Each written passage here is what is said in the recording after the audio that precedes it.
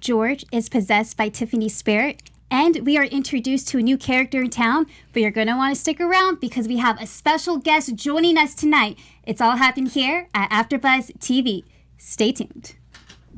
I'm Maria Menounos, and you're tuned in to AfterBuzz TV, the ESPN of TV talk. Now, AfterBuzz. Hello! Happy Thursday! Welcome, AfterBuzzers, to the Nancy Drew After Show. We are breaking down Season 1, Episode 5. I'm your host, Chelsie Overocker, and to my far left, I have Susie G here, What's up, guys? who is a lover of all the CW shows. Yes. So excited for tonight's episode. I cannot begin to tell you. Oh, same here. And right next to Susie G, we have Kay Montgomery, who just loves an old-fashioned mystery. Yes, I do. Love, love, love. And missed you guys. Yeah, we missed you. We spilled some water. That's how much you missed us. Hi. I'm a mermaid, so it's fine. You do know that we are live, because this stuff does happen. We're a little excited about our guest tonight. She's so you guys missed me. I'm so classy. We missed you. We missed you. So classy. And right next to Kay, we have Samanth Jacobs, who is a lover of all the Nancy Drew books. Yes, I am. Hi, guys. And I cannot wait to let you guys know that we have our special guest, the one, the only, Alvina August. Hi, guys. Oh my gosh. Feels amazing to be joining you. So I'm so excited. Well, thank you so much for joining us. We are so excited and happy that you're able to recap this episode with us, too. Yes, this is a good one. It is very good. Yes. And if you guys are in the live chat, Susie G is running the live chat. So if you're in there, say hello. And then we are doing an interview later with Alvina. So if you have any questions, we'll go ahead and ask them too. So we'll save those for later. But for tonight, we're going to be breaking it down with George being possessed by Tiffany's spirit and her friends turn to her mom for help. And then we are introduced to a new character, Owen, and it's very interesting that he has a background with Ryan, so we'll dive into that. And you're going to want to stick around because we're going to get into Lucy Sable's murder. And we find out that Karen and Lucy used to be BFFs, and we'll kind of dig into that relationship. And Kay's going to take away with our news and gossip, and a hint, it has to do with our special guest that's sitting right in this room.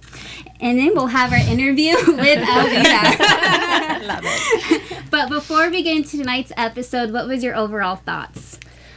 I loved this episode. I thought it was great. George's character was fantastic. She did a great job. Like, I'm loving the supernatural elements to it. We're seeing a new character. It was, for me, it was great. Yeah. Yeah, I agree. I mean, it didn't have too much of the spooky Lucy thing, but I liked, like, what is going on with maybe a love triangle, because you know how I love Nick, so I was like, what is happening? Yeah, so good overall. I agree. It was definitely a good episode. What I liked was Ace standing up for himself in a way. That's a little different. He's usually a pushover, so I liked this one. Alvina, did you have any thoughts about this episode? Your overall thoughts? I'm really happy that we get to put those rumors to rest at this episode, because everyone has been saying it has to be Karen. She must have done something. Yeah. So it was nice to sort of tell my part of the story and sort of introduce the relationship that I had previously in high school. So Yeah, and following that, I love how we get to learn a little bit more about Lucy's murder too. And the endings always get me. And this one didn't freak me out like last week's, but it's very interesting that Ryan has a connection not only with Tiffany's, but with Lucy Sable's murder too. Right. But getting into talking about Tiffany, let's talk about George being possessed by her spirit. Okay, first of all, I was confused because we see in the beginning where George is clearly possessed, and then she cuts her finger, and then she writes no on the mirror in Ryan's bathroom. But then the next day, when she had no idea how she got that cut on her finger, and I'm like, isn't she still possessed? So it's interesting that she still she blacks out. Did that take you guys by surprise? I watch a lot of paranormal. Okay, she's the expert here. So, I mean, yes, it took me by surprise because there's still some element of that fogginess. So she can technically still talk, but not talk. I don't know. So it wasn't super shocking, but it wasn't typical paranormal, because usually they stay in your body the whole time and never leave. So Yeah. for them to like have those moments, Tiffany wanted to leave the body for a reason. Yeah, that's what So, I was yeah. thinking too.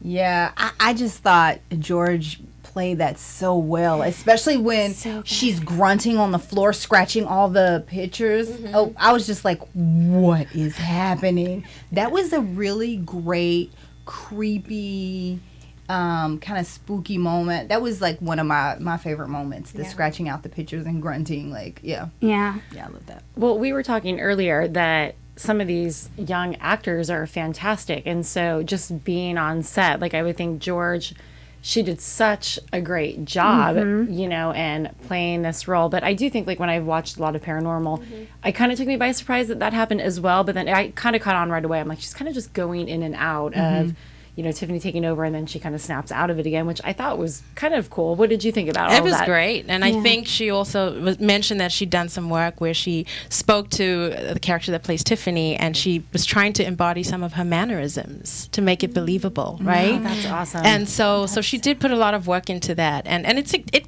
especially the amount of stuff that was required of her. It was quite a lot energetically, and to have to shoot that 5 times over. So you can imagine it's definitely a lot of work, but she totally killed it. And I said that like in the best way possible. She embodied that character really well. Did amazing, because you could totally tell, okay, this is George just by her movement. She didn't even have to speak. Yes. You could Right. say, okay, this is George, and then boom, we could say, well, she's with Tiffany. Especially when she's in the room with Brian, and he holds her up against the bookcase. Boom, it's George. And then her eyes, just the way she delivered it. Didn't even have to say a line.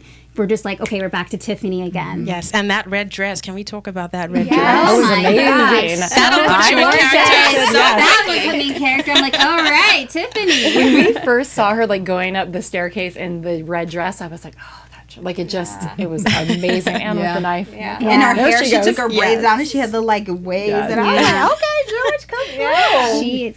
And everyone was concerned, like, okay, we got to get George back, except for Nancy. Nancy was so worried about that case. Yeah. And my question is, do you guys think it was selfish for Nancy wanting to hold off trying to save George just so she could try to solve Tiffany's case?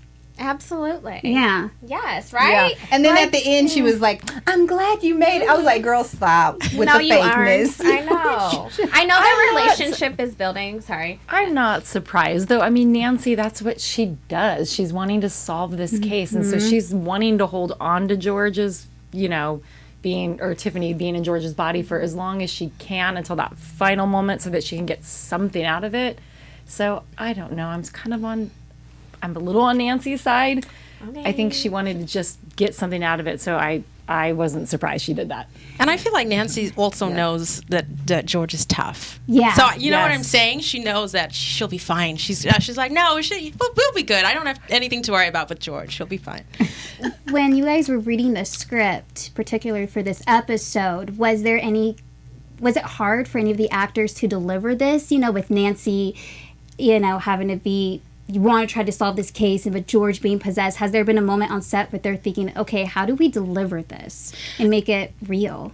Yes. Well, I mean, the best thing is, like I said, that you have a beautiful relationship between George, Bess, and Nancy, where in a lot of ways, Nancy will take one stance, and Nancy is all about solving the case, and Bess is there to sort of be like, I don't judge you, girl. You're good. You're okay. You know, you see that sort of nurturing side coming from Bess, and that's just appropriate in that moment. So I think I think the actors just who they are and the characters, they just work and they gel together in a way that it doesn't make it awkward in any way for the character when you question their reasoning or the things that they do. Yeah. I really liked how Bess gravitated towards her mother and all of a sudden had that like nurturing, wanting to like be a part of it. But I loved that her character did that. I was like, this is like a part of Bess that I really enjoyed seeing. And we all loved George's mom last episode. She was funny, funny. She now brought out that motherly vibe that in this episode, because before she was just kind of doing her own thing. I felt like last episode, just kind of like, you got to do this, you got to do that to get rid of the spirit.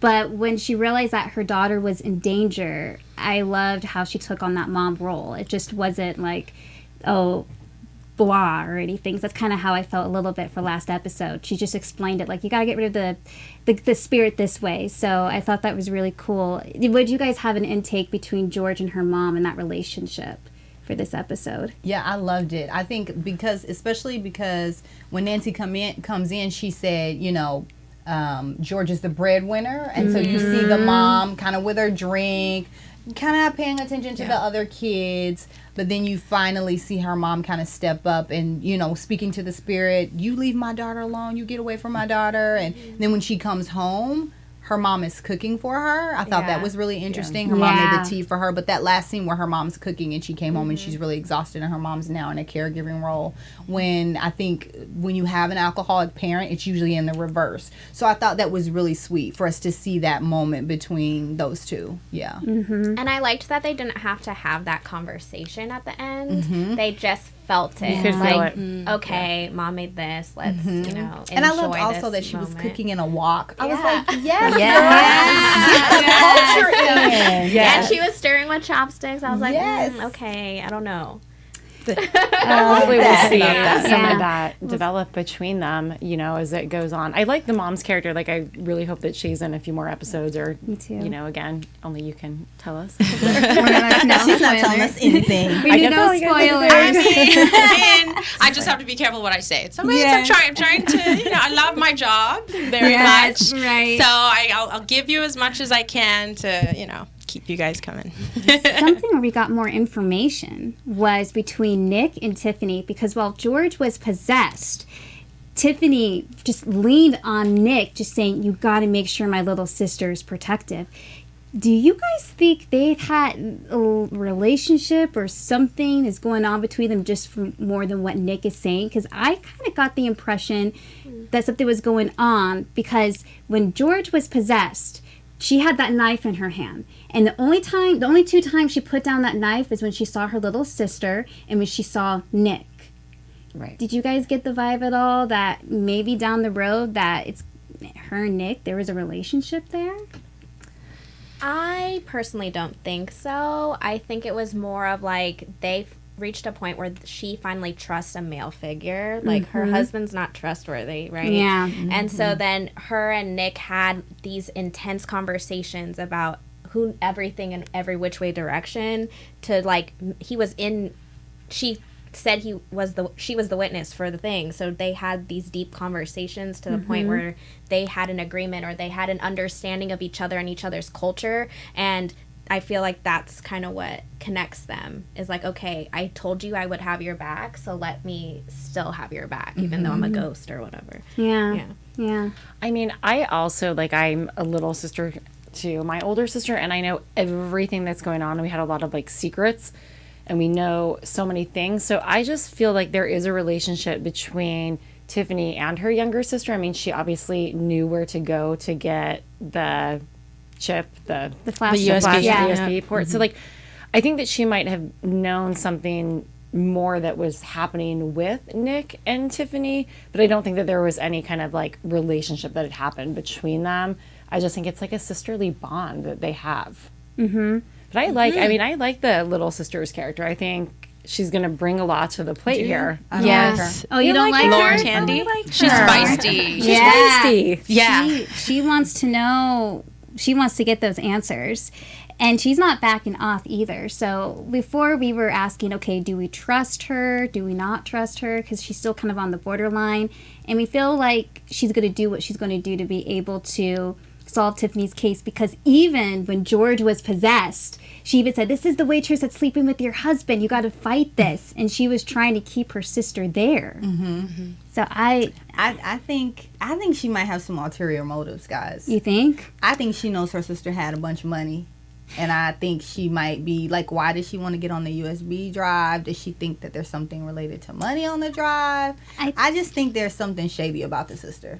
Do you have any thoughts on this? Well, I mean, she did mention, as far as the drive goes, that I don't know if you guys remember at the end of the episode where they said that they were having dinner, and she felt that she was in danger because of the person person who owned the business, who ended up being Owen, which we find out at the end of the episode, she felt like she was unsafe. And so she did relay that information to her, I believe, to her sister. She told her that she wasn't safe in her marriage. She told her that, I think she told her as much as she would, feeling alone in a marriage, a loveless marriage. I think you would entrust that information to your sister. So I want to believe that Laura is genuinely looking out for her sister's best interests, I think and trying to solve her murder, And you guys had to remind me, but when she went to go steal the USB, was the bonds that Nick had in that safe too, and she went to go get just the USB only? No, I thought it was in a different box. It was a different box. Okay, but the safe was open. The safe was open. The bonds. She could have taken them. She could have taken all the but bonds. she did not. Yeah, That's what made me think that's why I was like, she's out. Yeah, I didn't trying realize to she saw solve the bond. Yeah, that's because I could have sworn Nick made a point by saying He did. Yeah. He told Ace. Yeah. Yeah. He said she didn't take the bonds, Bonds. but she knew something else was there. That Yeah, so it kind of makes me think, okay, well, money is not what she's after. Okay. So it's maybe something to do, well, obviously it has to do with Ryan, but we're going to get more into that. What do you think, though, Tiffany is trying to protect Tiffany? What do you think Tiffany's trying to protect Laura from? Is it from Ryan, or is there a little bit more to it? It might be that family. The whole his family is a shady bunch. Yeah. That's what I think as well. Yeah. Agreed. And somehow Nick is intertwined more than we know right now. I think that there is a relationship between both sisters and Nick that hasn't been totally developed yet. That's kind of what I think, just because, again, I don't know. I have a feeling that there's more to all of this I agree. with the sisters. Yeah. What about Ace? Because Ace has been so skeptical the last couple of episodes.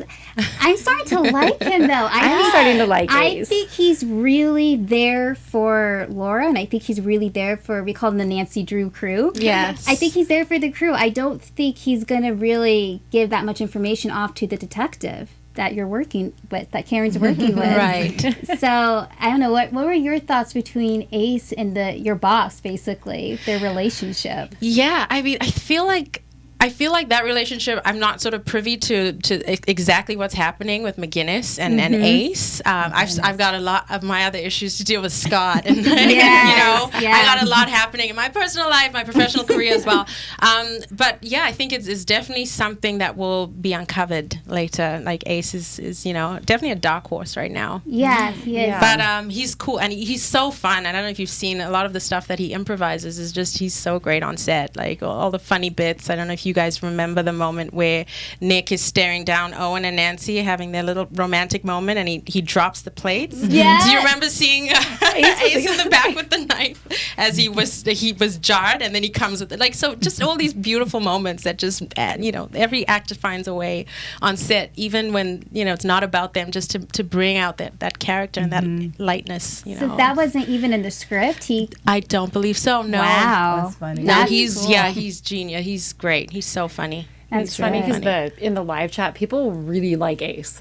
He's kind of, like you said, like a dark horse, and they're kind of starting to get to know him a little more in each episode, and everyone's kind of liking Ace a lot. Yeah. Yeah. And then we just see a little bit more with Tiffany and Ryan, and that whole library scene freaked me out with her and the whole possession. And then Ryan, can I just make a note? He doesn't even care for George. Like, he's just out of there. No. He's like, so Not funny. at all. He's like, yeah, I'm gone. What? You don't wanna. She had a knife. Like, he was like, I'm out. I don't even. He did. He ran out of there real quick. Did. He's scared for his life. That whole scene where being the they're worst. getting Tiffany's spirit out of George's body. Do you remember that on set? Like, how many times did they have to go through that scene? Because that was pretty traumatic. So I wasn't on. I wasn't actually. I was on set that day, I believe, but I don't know if I was. I don't remember being on set at the exact moment. But yeah, I would say they'd shoot that 2-3 times. There is a lot of choreography that happened, especially when her mom was saying north, south, and like, so it's quite an intricate scene. So that would take some pre-planning and rehearsal. But I mean, she would have done that at least 3 times. 3 times, 3 maybe 4, depending on the director. So it would have been intense. What's interesting? Definitely. I think what's interesting too, though, your character appeared really quickly and kind of surprised Nancy when she was kind of having that like supernatural time where Lucy and she was doing that and digging. You almost scared me. You came out of nowhere. The hand didn't scare you? I did? It's fine. It's okay. But we got a little bit more of a glimpse of your relationship with Lucy, and you kind of told us, but like I'm still not sure how much I believe that, because I'm almost like, you know, here comes Lucy Sable and then you're there. So I was like, what is Lucy trying to tell Nancy? Is it good or is it bad? We don't really have a total understanding after that moment. So I wanted to see what you thought about that. I mean, I wish Lucy was coming to me as well. Do you know what I'm saying? Because there's also that element where the reason I became a cop was so I could solve the murder of my best friend. So, I mean, it's definitely something that has always been the driving force to why I became, why I seek justice and why I'm trying to solve this mystery. But again, Nancy seems to have, she's appearing to Nancy. And so Nancy, you know, she's not appearing to me, not that we know yet. Again, I'm also of the same mindset that I don't necessarily believe in ghosts, but that's changing with Nancy, as you can see. So whereas I think I'm still a little bit more pragmatic about that. But it's the thing that I wish I had more information about. It's the thing that I wish, as Karen, I could have solved. Yeah. I will say that was nice to learn that backstory. Right. It was. Right. Yeah, to learn that was the reason that you became a detective, you know, that was your best friend. I thought it was really interesting that you said I went away to the academy, you know, after losing my best friend, and then I came back and now she's an urban legend. And I was like, wow, they really reduced her. They took away her humanhood. They took away her, you know what I mean? They took away all her humanity. Oh, for sure. And now she's just spooky ghost. And then you were like, I knew her as a person. Exactly. I thought that was a really good. I was like, wow. I mean, you know, because we joke about Lucy Sable all the time. And I'm like, You're like, she was once a person. Yes. It is the second moment that we've started to see Karen and Nancy kind of have a little bit of a bonding moment. You know, the first time in the cemetery, and now here you could kind of take that into that. So I think it's interesting to see where their relationship develops. I mean, it's a fine line. I mean, she is still grieving the loss of her mom. And I'm not trying to take that role in any way. But I have to uphold the law. And if she's breaking the law, I've got to step in. But at the same time, it's the constant, Nancy, don't do this. Nancy, don't do So I've just got to sort of change my tactic and my approach of how I can sort of help her to stay out of trouble. I want her to be safe at the end of the day. We could definitely see that you care for Nancy, and you want to make sure that she doesn't get hurt, and it comes across so authentic and not like I just don't want to get in trouble because she pulls something or she digs up something of me. So that's one thing I love about your relationship between Karen and Nancy. Really quick, I just want to ask back to the possession with Tiffany.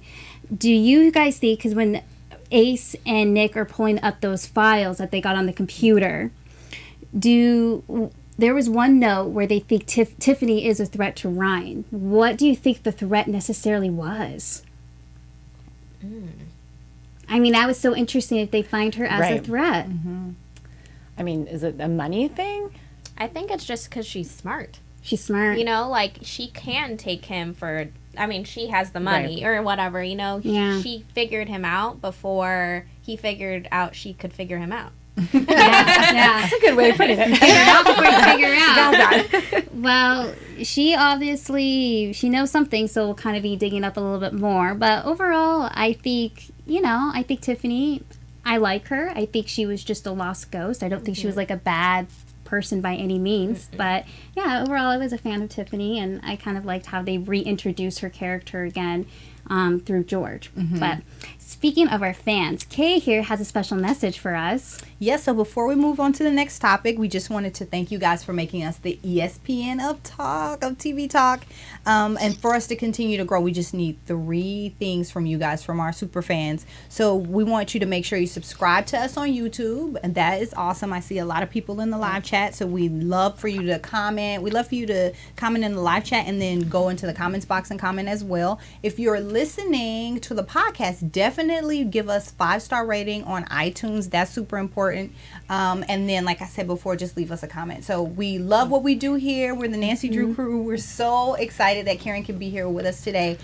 We love bringing this show to you guys. So just remember to support us and show us love, and we'll continue to show you guys love. No, thank you, Kay. They're showing a lot of love. They still think Karen still might be a little guilty. Karen, Mama Karen. Mama Karen. Karen. Karen. She wants Karen. Can we get that to trend? Karen. I want to say, Karen, I've never in Who Done It accused you. Oh yeah, Kay's always had my back. Yeah, always so had your funny. back. Yes, you have. You're like, no, I don't think Yeah, so. But Kay. it's good though, because there's a lot of different opinions on your character and where she's going to go, which I think is awesome. There is. Yeah. Speaking of characters, let's quickly, briefly talk about Owen. What do you guys think? He's a new character that got introduced for this episode. What are your guys' overall thoughts about him? Do you like him? I texted y'all and I was like, who is this guy? Yeah, she thinks he's a cutie. She told me he's cute. I was like, he can stay. I don't care. I'm But with a he's hot totally Owen. evil. Yes.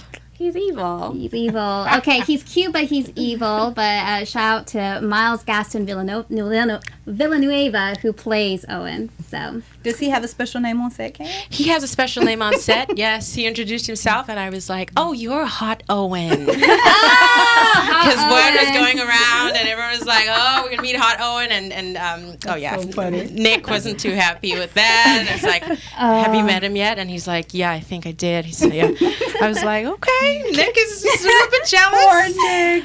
what about Nick and Nancy and Owen? That whole scene, he got jealous when Owen Quick. and Nancy, very quickly, when they were just talking. And of course, Nancy just wants to help solve the case if she's using Owen and what he has. But Nick was not happy there.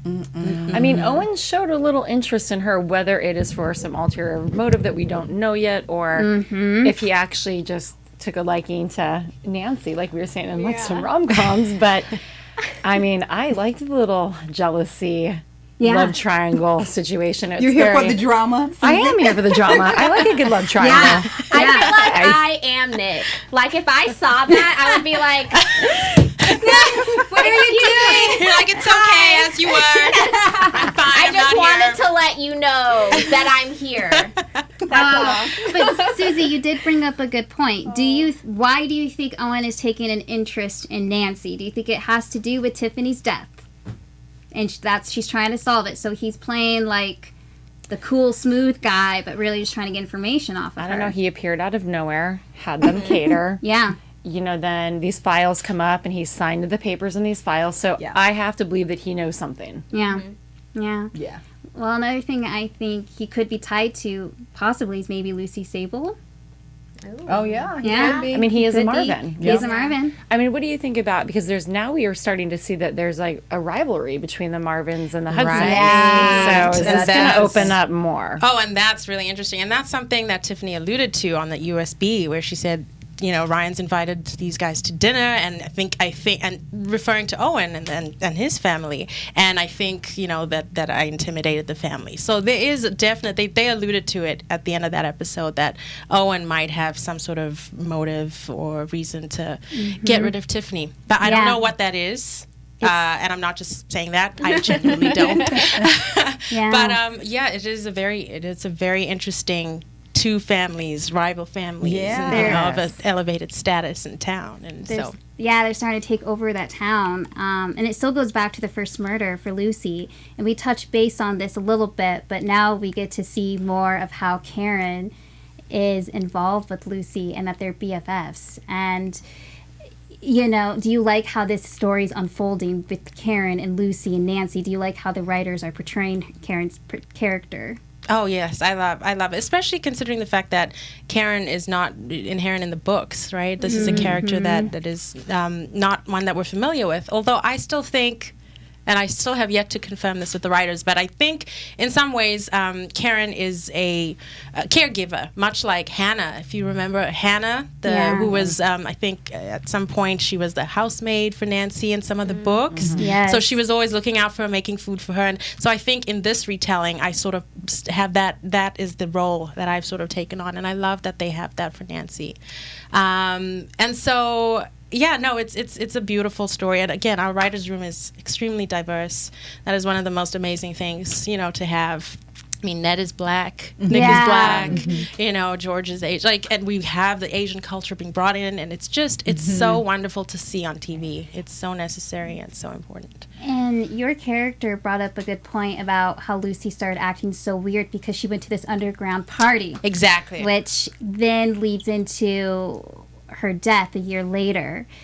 Do you think that, just a question, do you think Lucy was possessed by a spirit possibly at that underground party, and then that maybe caused her death later on? Because that's kind of what happened with George. And because Karen even made a point by saying Lucy started pulling away from her after that party, and that's what George was doing with her friends because she was possessed by a spirit.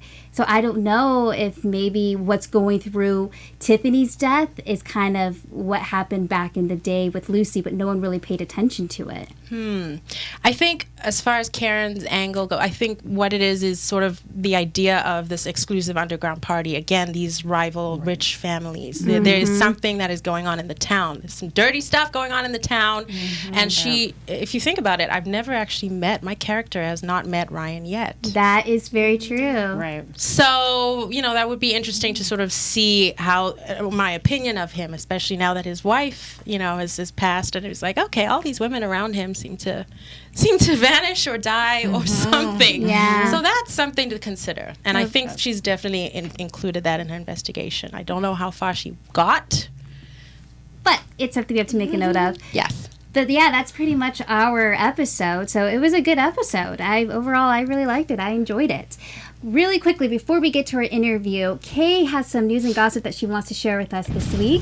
AfterBuzz TV News. Yeah, so we're super excited because Alvina is here. So we just wanted to tell you guys some brief information. So through a little bit of Instagram searching, we found out, that's right, show us the ring, that Alvina's engaged. So we're so excited. Congratulations. Thank you. Yeah, so we're super excited for you. How did it happen? Were you How surprised? did it happen? I was completely surprised. I've been with my fiance for 5 years, and so we were just celebrating our 5-year anniversary. We were in Bali, and out of nowhere, he just decides to propose in front of this beautiful temple, and it was just the two of us. It was intimate. It was beautiful. It was everything I wanted it to be. We kind of kept it quiet for a while because we didn't want to ruin our vacation, by responding to thousands of congratulations, and then we officially got a ring in Italy, which is where he's from. He's Italian Filipino. So Cool. so we went to Italy, and then that became more sentimental that way. Congratulations. Thank you. So you were a guest star on Supernatural TV series. Do you like how Nancy Drew is bringing in a little bit of that supernatural element into it? 100%. And it's funny because I noticed similarities because I played a character, Tasha Baines, who ends up being sort of have the similar situation as with George, like a sort of possession, and she ends up becoming this stick figure. So in some ways, there's so many similarities that I love that they're delving into the supernatural. It is something that I'm completely excited. I played a ghost, on Chilling Adventures of Sabrina. Yep. So that element just always excites me because, there's no rhyme or reason to that. Like when you throw in ghosts, then you're like, okay. Yeah. Whatever. Who do I arrest? Let's throw it in. Yeah. No, so it's great. Funny. Did you guys have any questions? Well, our viewers want to know if you have a favorite scene thus far, or if there's one that you've shot that you can't tell us about that you're very excited for. Ooh, okay. Oh, no, I can't tell you about that one. Okay, I have an upcoming scene that's quite emotional and quite conflicting for my character. That'll come up in a couple of episodes. I will talk about a specific moment shooting on set in a cemetery on episode 4. Yeah. I was in the scene with Kennedy, and in the middle of nowhere, they're on her coverage, and we're having this beautiful, tender moment, and a huge mosquito lands right on her forehead. Oh my God. In the middle of her dialogue.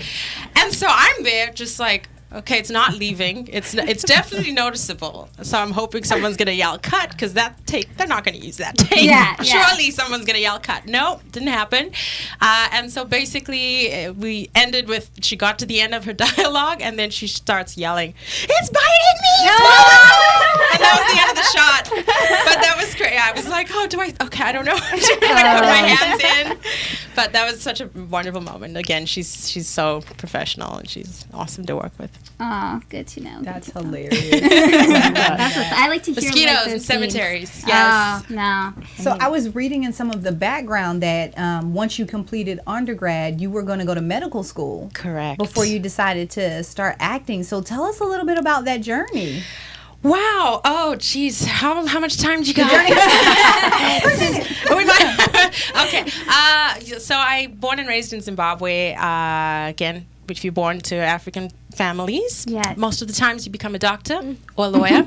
African or Asian, I'm sure everyone can relate. Yes. Right? Yes. And so sort of the arts is not really necessarily nurtured, or it wasn't part of my childhood until I came to Canada when I was 17 with my mom, and went to get my undergrad honors Bachelor of Science degree, and then I was about to write my MCAT, and I realized that this was not, I'd gone too far. I'm like, okay, at some point, you're just going to have to be honest with yourself and accept that you are an artist and you are passionate about expression. Like, so it was drawing, always painting. in the background. It was always in the background. I was stressed with my labs, but I was painting and drawing and sketching and singing. I sang with the U of T Gospel Choir for 5 years. Yeah, I saw that you auditioned for Nala for Lion King. Got pretty far, right? I did, yeah. It was my first audition ever, and I didn't expect to book it. It was the lead. That was my first thing. Wow. But again, it was just one of those things that I just, once I chose to be true to myself, I sat down with my mom, and I said, I'm not going to be a doctor. I might play a doctor, but I'm not going to be an actual doctor. And she's like, it's fine. I came to this country so that you would have choice. And that's all that matters. What a good Well, I mom. want to see Karen sing now. Hey, you know what? Leah sings. And so we she might does and have, plays she's, guitar. yeah, and she's Riley does too, right? Riley's a musician as well. Oh, He just trio. You know what? We're going to Just have do a a musical musical episode. Yeah, I know. We need to have some soundtracks. Yes. Maybe I'll pitch that to the Yeah, writers. pitch that for us. It's going down. We will tweet it. Yes. We will put it on our Instagram Amazing. if you guys do that. So Yes. please do. You guys will have to come join us. Yeah. Right? Oh my god. Well, my question for you is, like, because this is a creative universe, creative space, everyone says I worked so hard. So what does hard work mean to you? Because you went from med school to the entertainment world, and people, struggle through becoming a musician, actress, writer, director forever. So how did your hard work pay off, or what does that mean to you? Wow. Honestly, becoming an actor, and I've said this before, was so synonymous with my own personal growth and my own personal journey. I became an actor to figure out who I was. Like, because for a long time I heard what other people wanted me to be, and I couldn't really figure out what my voice was or what I wanted. And so that was part of it for me, was like I was drawn to it and I was passionate about it, and I had these stories within me that I wanted to tell, and a perspective that I wanted to bring. And I mean, it's not easy. Like, there's a lot of rejection in this industry, and it just goes part and parcel. You have to have a healthy sense of self-esteem. Thankfully, I was older when I, became an actor. And you just have to kind of understand that it doesn't necessarily define you. And you also have to live your life. Like, you cannot, like, I know actors who have friends that are exclusively actors. And I'm like, you need to travel, you need to live your life, because that adds to the stories that are within you and your experiences. And that's going to be part of what makes you a good actor, is to be able to live your life so you can tell and bring these perspectives to the roles. That's beautiful. Well, some really good insight, too, for our listeners and anyone who is going into the entertainment industry. Right. So, but it was so lovely having you. Thank you so much for joining us. I feel like part of the AfterBuzz Drew Yes. I'm part of 2 Drew Crews. This is amazing. Yes. Well, come back anytime if you want to break down another episode. We would love to have you. Yeah, Thank you for having me. So much fun. Love you guys. We're going to fly up for the finale. And yes. Yeah. Musical episode. You should make them pledge to never accuse you again. No. You can't. No more. None of us are going to accuse you anymore. You got it. I got it. Well, sadly, we have to go. That's it for tonight's episode. But before we leave, Susie, go ahead and give out your socials. You can find me at suzigstyles. You can find me at Host K. And you can find me at story_of_Samantha. And you can find me on Instagram at Chelsie Overocker. And quickly, Alvina, where can we find you at? Twitter, Instagram, all the socials, Alvina August. Okay, thank you. Thank you guys so much for joining us. We'll see you next time. Bye. Bye, guys. Our founder, Kevin Undergaro, and me, Maria Menounos, would like to thank you for tuning in to AfterBuzz TV. Remember, we're not just the first, we're the biggest in the world, and we're the only destination for all your favorite TV shows. Whatever you crave, we've got it. So go to AfterBuzzTV.com and check out our lineup. Buzz you later. The views expressed herein are those of the hosts only and do not necessarily reflect the views of AfterBuzz TV or its owners or principals.